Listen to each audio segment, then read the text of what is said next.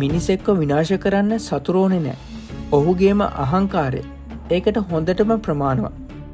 අපි කවුරුත් දන්න හෝම්ලෑන්ඩ් කියන්නේ ඒකට කදිම උදාහරණයක්. ඔහුට ඕනෑම දෙයක් කරන්න පුළුවන් වුණත් ඔහු පරාජය වෙන්නේ ඔහුගේ පෞරුෂය ඇතුලේ තියෙන කුණුණු අහංකාරය නිසායි. මේක සුපිරි වීරයෙක් ගැන කතාවක් නෙමෙයි. මේක ඔබේ සහ මගේ ජීවිතේ ඕනෑම වෙලාවක වෙන්න පුළුවන් ඇත්තක්.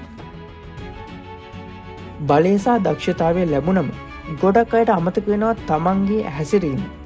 හෝම්ලෑන්ඩ් හිතන්නේ ලෝකයේම ඔහු වටා කැරකෙන්න ඕන කියලා. ඔහුට ඕන හැමෝම ඔහුට ප්‍රශංසා කරනවා දකින්න.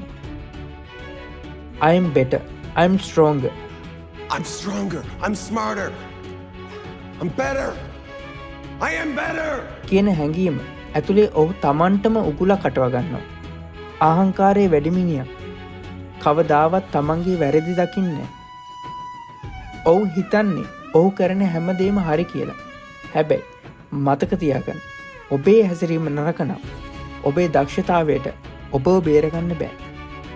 අහංකාරය කියන්නේ නිකම්ම හැඟීමක් නෙමෙයි. ඒක විනාශයක ආරම්භයක්. ඔබ කොයිතරම් උඩට ගියත් ඔබේ පෞරුෂය ඇතුලේ නිහතමානීකම නැත්නම් ඔබ වැටෙන දවසට අත දෙන්න කවුරුත් ඉතුරු වෙන්නේ නැහැ.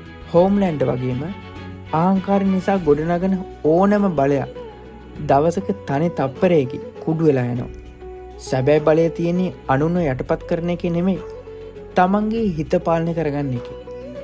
මතක තියාගන්න. ඔබව මිනිස්සු මතක තියාගන්නේ ඔබේ බලයට නෙවෙයි. ඔබේ මනුස්සකමට විතරයි.